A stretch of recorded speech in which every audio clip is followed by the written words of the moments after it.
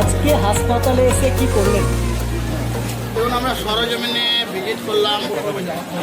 আমাদের এই হসপিটালের মেডিকেল কলেজ যেহেতু প্রিন্সিপাল, এমএসডিপি, অ্যাডিশনাল সুপার, ওনাদেরকে নিয়ে মিটিং করলাম।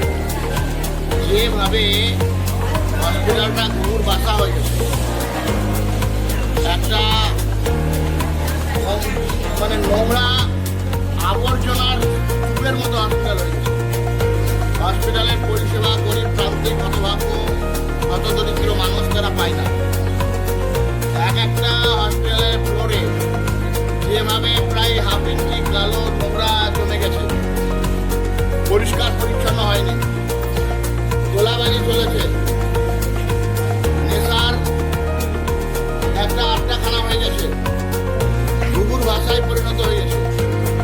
সেই জায়গাতে আমরা আমাদের দলকে মানুষ ম্যান্ডেট করেছে, মানুষ এর থেকে পরিত্রাণ চেয়েছে।